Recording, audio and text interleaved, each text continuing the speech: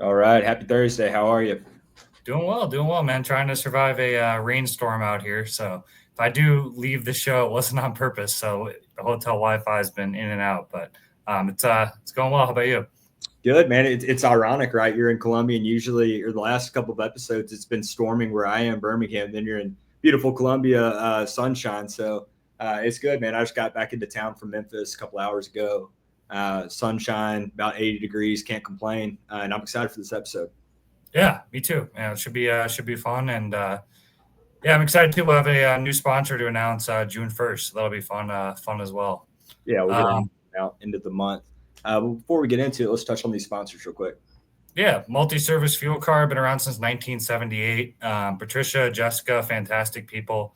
They have fuel cards for brokers as well, not just carriers. Black Box Logistics, Will's company, HD Ships, where I recruit agents for. Sales Dash, Josh is fantastic. Will and I have both met Josh in person, gone and golf down in Birmingham. Freight Specific CRM, we have agents that use it. Will's company uses it. Josh, Drew, all around, great people. Yeah, big fans of Sales Dash. Then we have our banner sponsor, TAFs. Top 10 factoring company, great rates. But beyond that, good people. If you are in the market for a new factoring company, want to check rates or simply some education, they do a great job with their content, especially their website, kind of walking people through that. So can't recommend TAFs enough. And yeah, let's get into it. So for those of you that don't know Paul, and we'll bring him on, he can give an intro, right? But his latest venture is FleetWorks. So it's I don't want to speak on his company. I'll intro him and let him give the background. Paul, how are you? How's Hey it going, guys, Paul? thanks for having me on the show. Yes, I started to give your background, but I didn't want to misspeak right with the. I think I have a good understanding of what you guys are doing, and I did a demo, and I think it's a fantastic product. But if you would just kind of give us a quick intro to FleetWorks, and then kind of backtrack and let us know like kind of how it all came about, just from looking at your profile. I don't know. So you were in some tech stuff, Uber, and then FleetWorks into the freight. So interested to see how that came about.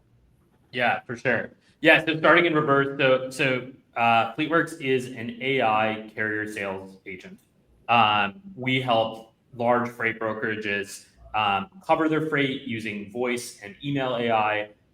We help them track their freight. We help them collect documentation. Really anything that is sort of transactional work that keeps a carrier rep from building more carrier relationships, or an account manager from going out, if you're a cradle to grave broker, an AM from going out and developing more business. We take a lot of that busy work off of their plate, so they can focus on kind of growing business, growing margin. Went live with our product a little bit over a year ago, which one of our sales guys likes to say kind of makes us the old guard in the space. We're working with about 40 different brokerages. We're handling about 50,000 carrier conversations every single day. We've just hit 100 years of experience with our AI carrier sales reps. So I don't see a lot of 100-year-olds running around brokerages when I go visit my customers on site. So and it's great to see that the product's still kind of helping a lot of these folks really run their day to day.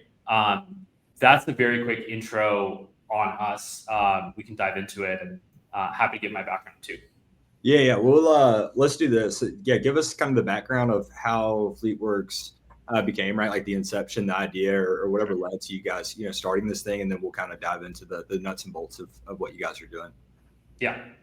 So I started my career in logistics about 7 years ago, which is, it's crazy to say. I think whenever I tell people that in the space, it always feels like a lot longer and also a lot shorter than that. Yeah. I mean, and now this is kind of a great week to even talk about it. Everyone's really stressed. It's DOT week. People are struggling for coverage. Prices are going through the roof. But so I started my career at Uber Freight. I knew very little about logistics at the time. I'd been a management consultant for a couple of years before that. And almost immediately I was like, what the hell? How has no one told me about this industry? Because as someone who is just really naturally curious, I was like, there's just problems everywhere that you look. This was when the ELD mandate was coming out. Carriers are trying to pick what ELD they want. Uber Freight was trying to figure out how to track trucks using their application. We were trying to figure out how do you auto book carriers? What are all the steps you need to take to do that? Drivers are managing their hours of service. You're managing facility check-ins. And it was just really exciting for me. Like, I never knew about the space. So within 2 weeks, I was like, this is my industry. Like, this is where I want to work. So I grew with Uber Freight for about 4 years, started on the operations floor, ended up leading most of the carrier product team. So most of the products that still that carriers on the Uber Freight platform are interacting with, sort of I designed or led the team that built those products. Some of my favorites stand out, like facility ratings and reviews. Like, for example, when you like go check out a restaurant on Google Maps or Yelp, you can see the star rating, you can see what people are saying about that facility. We designed that experience for carriers to rate warehouses, the warehouse experience, which was brought a lot of transparency to how shippers manage things like detention. We launched carrier scorecarding, so we were the first to fully automate performance management in the industry. Carriers actually liked it, and we were the first broker to actually be really transparent around a carrier standing with our platform. And this was, way before a lot of like the really sophisticated compliance management that we have today. And really, I think one of the things that stood out to me at Uber Freight was, hey, we have literally the best engineers you could possibly buy in San Francisco, in Chicago, building out this application. But yet when you go visit the brokerage, it was still running on phone calls and emails, right? Like, if you actually visited the Uber Freight brokerage, overall, it looked pretty similar to what other brokerages look like.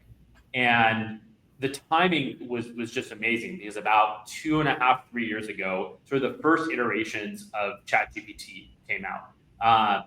And it felt like this really transformational moment where we were all wondering, hey, like, what can this technology do? And everyone knew it was going to be huge. At the time, it was pretty gimmicky, right? You would like rewrite your email or have it tell you a joke, or maybe try to like do some like math or logic for you, and usually would break. But I was like, you know what? Like, I've always wanted to start a company. This is the time to do it.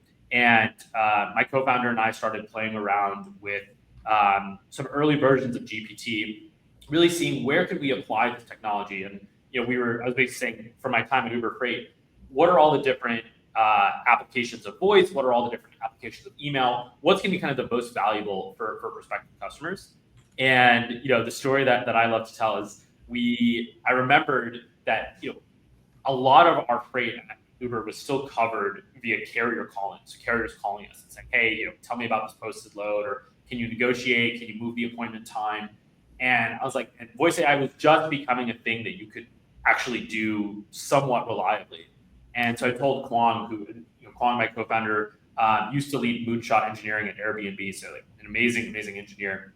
I said, hey, like, it'd be pretty cool if an AI could pick up the phone when a carrier calls and talk to them about available loads, like digitize that phone call experience. And we built the shittiest prototype that we possibly could in 2 weeks. We found a load board that did no fraud checks. So we just created a fake brokerage, posted 2 fake loads on this load board, and we got 3 calls on those 2 loads. And they all went like pretty well, especially considering that this was obviously the worst possible thing we could have made. And so we realized we kind of like grabbed gold for that 1 second. And so we said, okay, if we make this a great product that people could actually trust to run their operation, how many loads can we touch? How much change can we bring about this industry? So we spent a couple months, rebuilding it to make it really functional. We found some amazing design partners, and we've scaled this now to dozens of brokerages. We've expanded to email. We've expanded to more functionality like track and trace, doc collection, and it still feels like every time we're advancing, it still feels like we're like in the very, very early innings of what's possible with this product. So, that's the really quick story on how FleetWorks came to be and all the growth. So we've grown from just 2 of us to now a team of 15. I'm really excited to announce that we're opening a Chicago office alongside our San Francisco office. So really just doubling down our commitment to serving customers in this industry. And we're really excited for the years to come. Nice. Yeah. How has it gone, taking this market to brokerages? You guys came up with it. You kind of great. You were in the industry yourself, kind of seen found a problem and designed a solution. How has it been selling to brokerages? As I know, there's some brokerages that have very different levels of tech or how they feel about tech. Sure. How has that kind of gone, that strategy on the sales side, and kind of how's that evolving? Totally. Yeah, it's a great question. We've had to evolve a lot with this industry because we were like the first to come to market with this. And so the first thing that we had to sort of help people understand was, I think a lot of folks were like, I don't believe that this works. And the simple response now is, look, if it didn't work, we wouldn't be having 50,000 conversations a day powered by AI, right? So that's like kind of how we've gotten there. But in the early days, we had to show people, hey, this actually works, and we had to put it in front of them. We had to like let the customers try to break the AI. I remember we launched with a top 5 broker. We're now handling a huge amount of their after hours track and trace. And one of the first things they did, which was I think the right thing to do, was they spent a couple weeks trying to break the AI, because they're like, look, if we're going to trust this to run fully autonomously in our network, we're going to throw 24 people at it and throw the craziest scenarios at it to see what happens. And they actually found something. So we work really closely with our customers to plug holes and to develop the product further for their needs, right? And then of course that just makes the whole ecosystem a little bit more powerful. So I think we started proving, hey, does this actually work? And then I think it was about, how do we make this work within your existing operations flow? So I think the cool thing about AI agents, and I was just giving a talk at Northwestern a couple weeks back about this, is that when you used to buy and sell technology, typically if you're selling a technology, it comes with a user interface, right? Like if you're buying, let's say, making this up, some sort of pricing tool, right? You probably have like a login to green screens or something, right? Where you can go to green screens, you can see kind of like what the price is for a given lane. And that's because humans need to use technology. I think the really powerful thing about AI agents is that you can sell really valuable technology, but you actually don't need to sell a user interface on top of that technology, because the tech actually can just integrate into anything with an API. And maybe even more powerfully, we're starting to get to the point where AI agents can work within systems that don't have an API. So they can actually navigate around inside of a system, just like a human would. So in some ways that makes our sale a little bit easier, because we can just say, hey, you don't need to adopt a new technology. You don't need to do a huge amount of change management. It sort of slots in really nicely into how you're already running your business. So that's been kind of one thing. But look, I think there's of course people who are going to be early adopters, mid and late. We've worked with everyone across the spectrum. And I think it's really just about the fact that we've built everything at FleetWorks to be really modular for our customers. So for example, we're working with a top 10 broker right now who says, hey, I don't want AI to be negotiating for me, for my people. I want AI to vet the carrier, describe the load, and then if the carrier still wants to book the load, we'll transfer them to a human operator. Versus a lot of our other customers are saying, I want AI to actually just maximize automation throughput through our system. So we have customers where we're vetting, describing the load, doing very detailed negotiating. We're providing them a lot of input back into how their prices are fluctuating week over week. Like DOT week is especially a really interesting one. And then we're actually sometimes fully autonomously booking the load, and then moving on to autonomously tracking the load and collecting the documents. So, there's a lot of customers who really lean in, and because our team is just so vast, and everyone on our tech team today is either my co-founder or a former founder themselves. Customers have never really seen this level of velocity from a vendor before. Like a customer's like, oh, I want this, and then 3 days later it's live, right? And it's not like, oh, here's our roadmap and we'll slot you in like 2 years. I kind of talk about, this is going to take a while, and in my mind, a while is like 3 weeks. So that's kind of the other sort of change that we try to bring to the space, is just be the easiest to work with. And be really fast. That's impressive, because I think that's one downside sometimes you hear is, like exactly you said, it can be a 3-month backlog if you want something done. You have to beg a tech provider to do it. What kind of happened? I know you mentioned there's some people doing it full cycle. Does that company still have carrier sales reps, or I mean, if you guys are automating, booking the freight, doing the whole entire process, did they just eliminate all the carrier sales reps, or how is that kind of, or is it more like a cradle to grave type of company, or? Yeah, it's a great question. So none of our customers have eliminated their carrier reps. I think it's a little bit more around how do you do more with the reps that you have versus laying people off. I think the people, maybe folks who have like really large offshore teams, maybe have scaled back quite a bit. But typically, when folks have an onshore team, it's a little bit more about okay, like now that someone is not spending 50% of their day dealing with carriers calling in off of DAT, like our customers now change how they manage their people, and they say you now need to be making 100 outbound calls a day, right? Because you're making zero, you're handling, you went from 50 to 10 inbound calls a day, so you need to replace those 40 calls with outbound calls. So the work has just changed for a carrier rep to just be like more interesting and a little bit more like complex in nature and a little bit more relationship building and less transactional. So we kind of help reps spend more time making decisions, less time sort of like taking in data, basically. 100% makes, yeah, no, definitely. It's fun for me to learn about. That's what the fun thing about doing the podcast is some guests I know ahead of time I bring on, and some guests that Will knows more about. So it's fun learning about this. I know it's kind of been cool in the last year. So much, innovation in this space. Are you guys seeing more larger companies? I mean, you mentioned a top 5, top 10 brokerage. You have about 40 brokers overall. Are you seeing more larger brokerages implementing this, or is this more your 40 customers, like kind of across the board in terms of size? Yeah, almost all of our customers are in the top 100. I think first of all, everyone in the top 10 is either doing this or very actively scoping out pilots right now. So the industry is picking this up.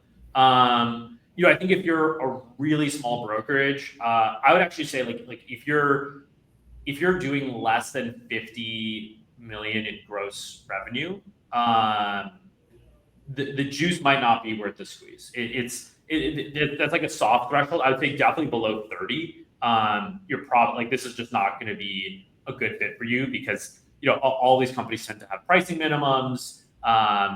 There's going to be like, I think if you're a 5-10 person brokerage, you're just not going to see value from the product. But if you're a 50 person brokerage, absolutely, like you'll feel the impact just really quickly.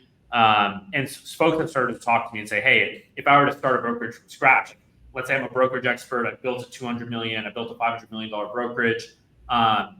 Could I build a brokerage from scratch today, going to 500 million with 20 people, right? And I think the answer is probably, and it just depends on how you structure your business in the right way. And the tech is getting better, but I do think that in like 5 years, what a brokerage looks like could really change. Yeah. So kind of going back to earlier, you're mentioning maybe it was one of the first companies that tried to break the product, right? I hadn't considered that. I think that's fantastic. What I also really like about FleetWorks on your website, you guys have that, and I've only been a couple of times, but from my understanding, it's like a new load posting every day. It's, hey, call this number. This is the load detail, so you can interact with the AI agent. And that's neat too, because a lot of times if somebody's interested in a product, it might not be, maybe I don't want to set up a demo and like do the whole thing, but it just kind of piques my interest. I can call in and kind of, like see it, feel it, kind of like you were saying that people need to experience it. Right. So no, I think that's very neat. Yeah, exactly. I think you sort of have to touch it and feel it to believe it. I think fortunately we're kind of at this point now where like the product has been pre-vetted by so many people that I think customers who are coming on today, there's less of a need to do that like really detailed vetting, given that like multiple top 5 brokers have already like pre-vetted FleetWorks, right? And in fact, we had this really interesting example of there's one top 5 broker who was we were kind of talking. We talked to them for a couple of weeks. They were really excited. They were like, I see the value immediately. And then they had to take a pause, and they're like, hey, we actually need to evaluate. Like, it turns out Microsoft has a product in this space. We actually need to go and evaluate Microsoft, because we already have, we have a contract with them where they're already security compliant, all that. And I think some people might get nervous about that, right? It's like, oh shoot, like you're going head to head against a multi-trillion-dollar company. How is that going to work? 3 days later, they came back and said, yes, their product was absolute garbage. Let's send us your MSA and let's get going. I think this is such a new type of technology that it's really exciting for me as someone who comes from a really detailed product development background, where because people are really trusting us to be their front line for their business, the quality of the product matters more than has ever really existed before, right? Like, it's kind of like you're hiring a person, right? Like, when you hire someone, you're trying to get the best possible talent you can. And that's the same thing with us, right? Like, we spend a huge amount of time hiring and being really picky about the folks that we bring onto our team, because we know that matters to our customers. But our product quality really matters more than ever before, right? Like, so if someone creates a janky UI or a not great product, think about Salesforce, right? Like, Salesforce, an extremely powerful product, but not a very user-friendly product, right? FleetWorks cannot be like that. Like the quality of FleetWorks has to be so great that Will can just say, hey, I'm going to trust FleetWorks to run my carrier sales function for Black Box, and that's really important. So we take that trust super seriously, and we're really excited about it, because we know Microsoft has made their name creating an incredible suite of products, really great go to market, but no one loves Windows, right? Like, nobody loves Windows, nobody loves Salesforce, nobody loves Oracle. And so it becomes less important how good your product, how sort of all encompassing your product suite is, but it just becomes a lot more important just how powerful and how capable is your just existing product, and how it literally needs to be a perfect product, or as close to perfect as possible. So that gives a company like us a really big advantage. Yeah, I'm glad you brought that up, because I'm kind of curious about, do you kind of envision this space becoming the TMS space, for example? There's a lot of big brokerages that have proprietary TMSs. They built it themselves, but there's still a lot of big brokerages that, are using McLeod, Revenova, 3PL, that kind of space. Or the reason I think of that is, I was talking to a buddy the other day, and it's ironic we're having this conversation.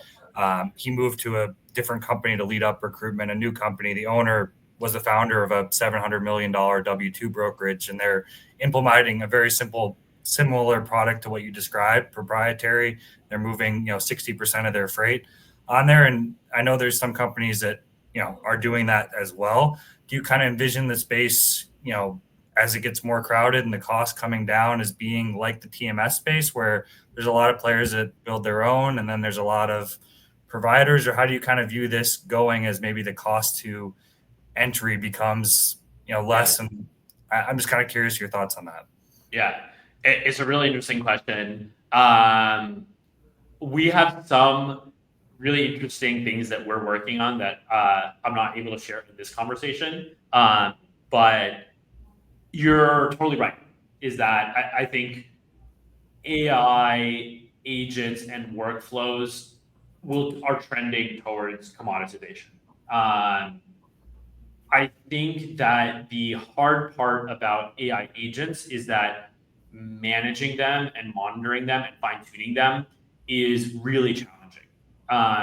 For example, I was on a call today with a massive enterprise who was exploring using AI agents to help with one of their just key workflows. Mm-hmm. And what they found was they were able to stand up a proof of concept. They've got about 30 people working on this product. They stood up a proof of concept in about a couple months. And then their team is just stuck in this AI agent management hell where they have no idea how to improve it. It doesn't work half the time. And they're just stuck. So they heard about us. They reached out, and we just kind of showed them the product. They were really excited. So I think we're still at the point where these companies are, I think, maybe should explore building it themselves just to see how challenging it is to create something that's really great. And then they come to us. But will big companies build it themselves over time? Probably, yeah. And I think that's why we're excited about kind of the new direction of FleetWorks. That'll be probably a little bit more public in a few months. Yeah, that's all I can share right now. Yeah, I think you make a great point because you see that in the TMS space too. There's some companies that can build very good proprietary, tech, but then you see a lot of companies try to build their own. And it turns into a disaster, and they go back to another provider. I guess I was kind of curious too. I mean, I know we talked a lot about carrier sales reps, and maybe this is just my background that, I recruit agents, and I was a broker on the cradle to grave side. And one of the toughest parts about being a cradle to grave was you had a lot less time to go after customers because you're also doing the operations side of it. You're dealing with all the carriers, all the phone calls, meanwhile dealing with all the customer side as well. I would imagine this would be almost, maybe this is just my opinion, but I'd argue this would be almost more beneficial for a big, top 50 brokerage that's more set up on the cradle to grave model, just because their reps now have more time to sell, which is why I think you're seeing, I don't know, maybe you would know more than me, but are you seeing more interest from cradle to grave companies on this, or from companies on the split model side? I would say we see slightly more interest on the split model side, but you're absolutely right. I think there is no doubt that, and we work with many cradle to grave customers. We do free up a lot of their time to go after more revenue, or actually provide really better service on their existing freight. They're spending so much time. We just don't. It's almost impossible to describe just the amount of human waste in every company. And waste is almost in fact inherently a human quality. And I don't even, without going super esoteric or philosophical here, if you think about even this conversation that we're having right now, you and I have to spend a lot of time thinking about our responses, our questions, and there's these inefficient pauses, even in just this conversation, right? And that's sort of just inherently what it means to be human. But if you think about us doing work, right, and I as a really busy CEO, I think I'm pretty efficient. I do a lot in my day, but I bet if someone was actually just looking at me with laser eyes and was just is Paul perfectly efficient? I'm probably only working 70% of my day, maybe. Imagine I get up and go to our fridge to pick up a LaCroix. Nope, I'm not working. Am I being very productive? Am I probably thinking about something? Probably. I'm probably thinking about a work thing. But for those 20 seconds, I'm not working. Multiply that by, the hundreds of thousands and millions of operators in this business, and multiply that across a day, and you just see just how much time is spent not driving value to the business. And so really I think what's interesting about this is it changes the paradigm of what it means to be productive in any industry, but in particular in brokerage. Our customers send us here's our talk time, right? You talk to a large brokerage, or our people spend a million minutes on the phone, and I'm going to say, hey, we're obviously going to cut that down because AI is going to take a third of those minutes, right? But actually our handle time is going to massively decrease, because when I call Blackbox and I say, hi, my MC is 1, 2, 3, 4, 5, 6, Will's operators have to go look that MC up, right? That lookup time, that's 10 seconds of lookup time, right? And they're on the phone. AI lookup time is instantaneous, right? So you think about all those little instances and you multiply it by 1 billion, and suddenly you see just that instant unlock in workforce productivity.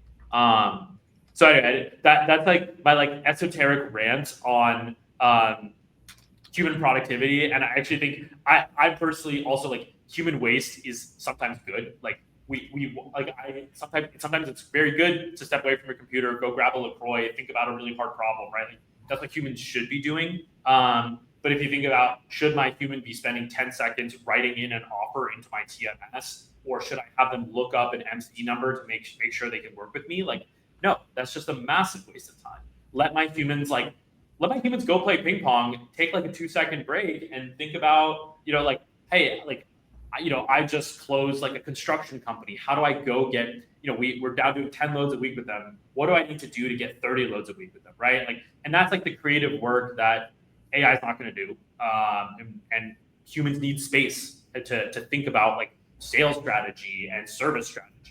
That's sort of what we enable. So long-winded answer to, does this enable cradle to grave reps to do more? Yes. In fact, people probably will work less and make more money with FleetWorks, right? It's like you're just not doing the BS that you used to have to do. Yeah, I mean, so even unpacking the concept you're talking about, right? Like, so human has to go in, enter the MC, but say hypothetically it's cradle to grave rep. We're talking about focused productivity. Like I'm on one test and all of a sudden I get this hot load, I post it out and my phone's blown up. So not only am I taking that one call, running the MC, but I'm toggling between 15 carriers. Whereas if you have an AI agent, it's essentially, I mean, it is screening those, right? And then it's kind of taking the conversation, gets to the point of booking. And you're almost, well, correct me if I'm wrong. Tell me. I mean, they can vet. I mean, like say 15 carriers at once simultaneously. So if they all call in, they're getting answered. There's no hold time. So it's across the board. And that way, I mean, man, like at least for me, I used to always say like I'm a great multitasker, but over time I've realized I'm really not. I'm dog shit at multitasking. I think most people are as well. And going from one task to another, going back, but having that where it's kind of just, I don't know, it doesn't take you out of what you're doing. It can be really stressful when the phones are blowing up on that hot load and you're taking all these calls. So, I mean, that kind of thing, I don't want to say it's an intangible, right? Because I'm sure you can measure it somehow, but just the human cost of shifting. Yeah. I mean, I think the maybe the worst and the best part of like becoming a productive human being is realizing that everyone talks at multitasking. Like I'm right with you, Will. I was like, I'm the best multitasker. I'm like the 2% that can multitask. And like, then I think about it and I'm like, no, I'm not. Like I do my best work when I focus on one thing. But you bring up a great point. What happens when a hot load blows up? So we can vet an infinite number of carriers at the exact same time. Not only that, but our AI is aware of all the other conversations that are currently ongoing, right? So if we have 15 carriers calling on that line, we can say, hey, this is a hot load. Like we're gonna hold firm on our rate, and because we know that we can cover it at our target, right? So that's a way that our customers see just huge value in like load margin expansion. But yeah, I mean, I think one of the really interesting things is like when we go to a brokerage, we do ask them, hey, like how many calls do you miss? And a lot of them are like, I don't know, like I've never looked at that. And then they look at it and the number is like 40%. And if you're missing 40% of your calls, like you better believe that some of those are a better rate than you took on that load. And then the thing that also really excites me personally is I just love building products that impact carriers. And just like from my time at Uber, and you think about the carrier experience of calling in on any load, and calling any broker and saying, "Hey, thanks for calling XYZ Logistics. Please hold." And then boom, you've got your standard Ring Central hold music, and like that's not a good experience for the carrier. Like I think I would argue that we create better experiences for carriers through AI. And that's not even counting, like I demoed last week our Spanish-speaking AI agent, right? And I've heard myself personally, like listening to some of these calls and how the demeanor of the carrier just totally changes once you start talking to them in their native language. Like they go from being like confrontational to being like, oh, someone is like here to help me, and I'm much more comfortable speaking Spanish, right? So yeah, I think like AI does have this opportunity to create. I think some people always think, hey, this is a way to distance humans, but in some ways it can actually shrink the space between people who otherwise might have some differences. Yeah, that's a great point with the Spanish-speaking AI. We have an offshore rep carrier sales in Serbia. same thing. He's got like his Serbian carriers that love him. I call him all the time. Marco, he's great. But yeah, and then and man, I know you had a question. I want to say one thing real quick.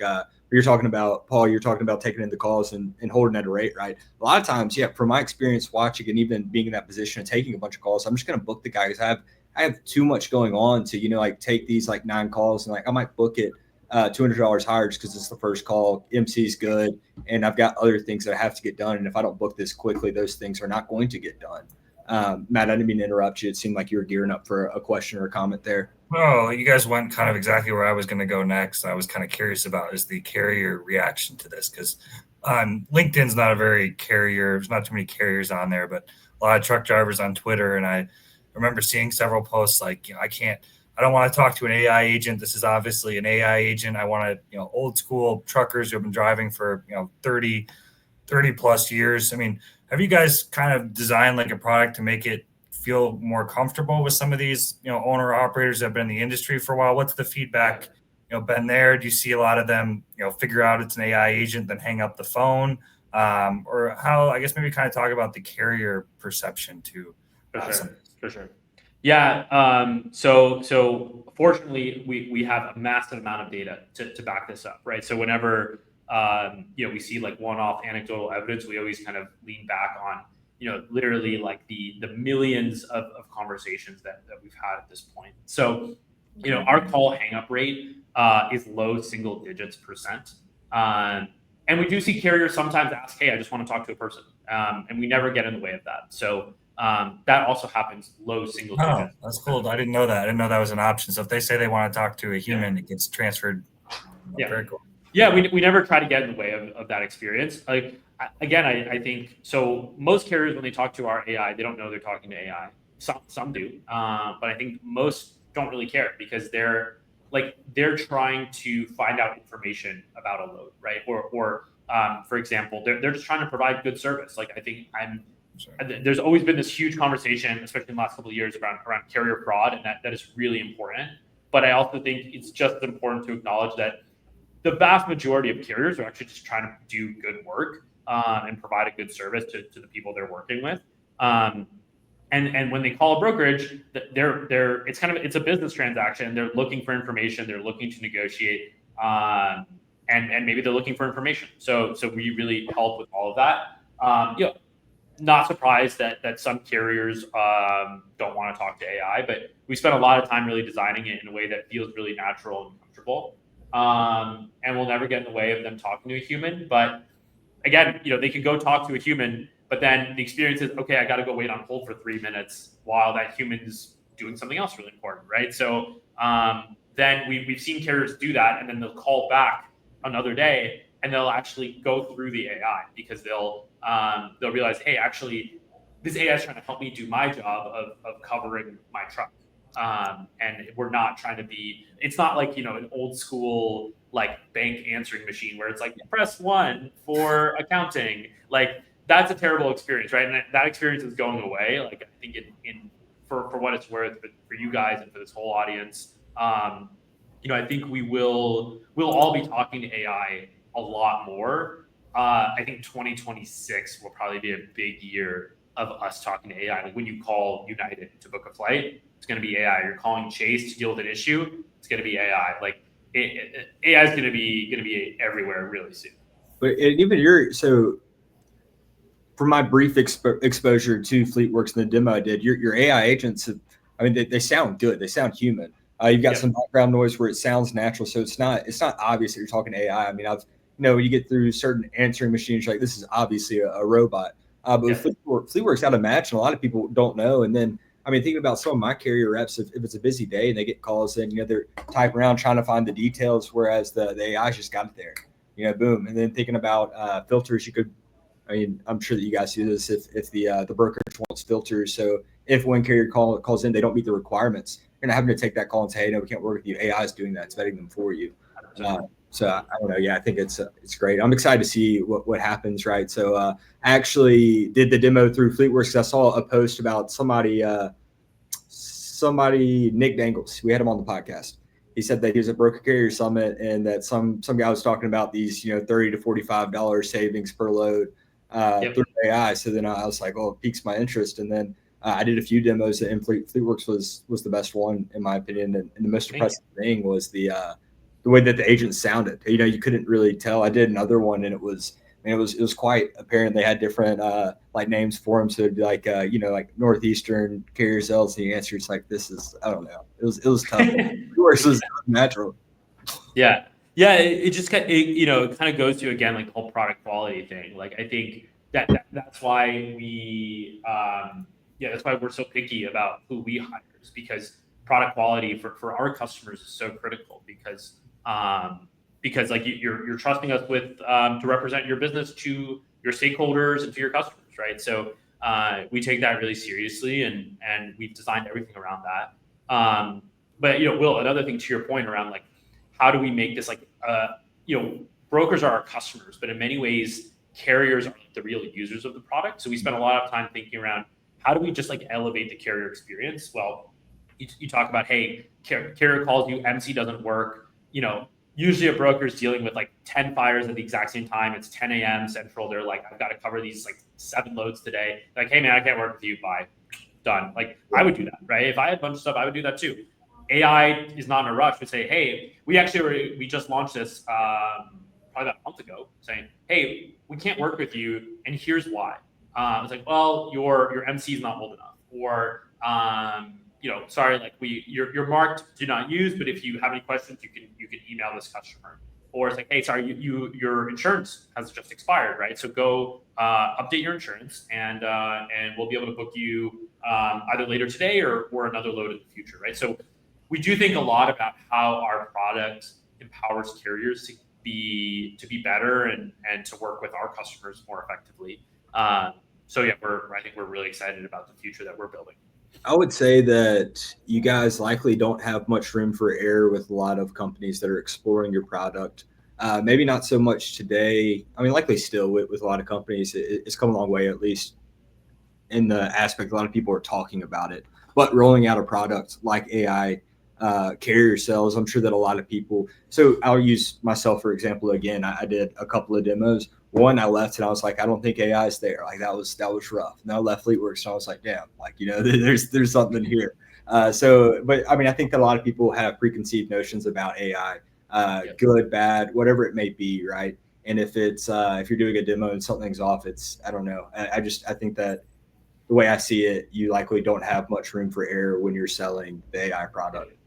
Totally. It's like interviewing, right? Like if you're interviewing someone for a role and they like half the interview is bad, you're gonna email that candidate tomorrow and say, hey, thank you for your time. Like, not the right fit for us at the time, right? So it's like the exact same thing. And Matt, you actually asked, hey, like, what are some of the challenges that you have selling in this industry? Well, I brought this up on a podcast a few months ago. I think one of the things that we've run into is almost not even selling against our competition, but actually selling against companies that have built technology in this space over the last few decades. I think people have so many scars, so much PTSD around, over promising and under delivering.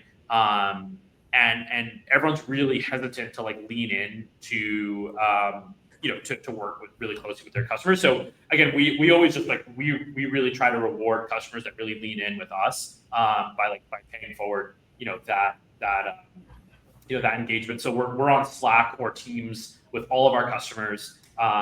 We usually are like weekly or bi-weekly meetings with all of our customers, because we do see this really all of our launches as pretty deep partnerships where it's kind of like hey, you can use us for carrier sales, but it's also these few other things that we're doing, and we want to win that trust to grow with you. Yeah. So going back to the velocity and speaking about maybe people's experiences with over promises and under delivering. So that velocity is awesome too. I mean, in my experience, there's been a lot of things that maybe I've talked to somebody about, and then it's on the roadmap, and then it's like 6 months to a year. And by the time that it's rolled out, like I already figured something else out, because like I didn't have 6 months to a year. It's like I needed it done soon, quickly, right? And then by the time they got done, it was like, we don't need it anymore. Somebody else did it in 2 weeks. So and I think that's important, especially with like the longevity. especially, and I keep saying especially, but these minimums, if you have a pricing minimum, right, somebody gets locked into it and they need changes, that could definitely leave a bad taste in their mouth if it's not where they need it to be. Yep, totally. So, go ahead, Will. Sorry. Well, I was just going to say, if and when, so the AI is developing its learning, right? Like you said, 100 years old experience, and you mentioned the ecosystem. So if and when, if I were a user on the FleetWorks platform and FleetWorks is being used by a lot of the top 100 brokerages, I'm benefiting from the experience the AI agent is getting through other companies. Yep, that's right. I mean, I think really what we've done is build by far like the most robust agent, right? It's completely unbreakable on both carrier sales and track and trace. Without getting like super nitty gritty in the weeds, and some of this is like our engineering secret sauce, is we spent a lot of really expensive engineering cycles to build an unbreakable agent. If you guys have played around with ChatGPT, you've probably seen that like sometimes it gives you totally like nonsensical, bizarre answers to things, right? And that's just not okay when you're trying to cover, $100,000 load or a $250,000 load. Like you can't just make something up. So we spent a lot of time on preventing those types of issues that are called hallucinations in AI. So I think, folks, it's not always obvious when folks are kind of like out in the market thinking about AI. But it becomes pretty obvious when a customer realizes that like they've now expanded their workforce by infinity, and things feel like a little bit calmer day to day. And that's kind of the experience we strive for with FleetWorks. Yeah, that's awesome. Well, we're running close to our time here. Matt, is there any final questions that you had for Paul? Or Paul, is there any final things that you want to talk about FleetWorks or what you guys have coming up? Any plugs or whatnot?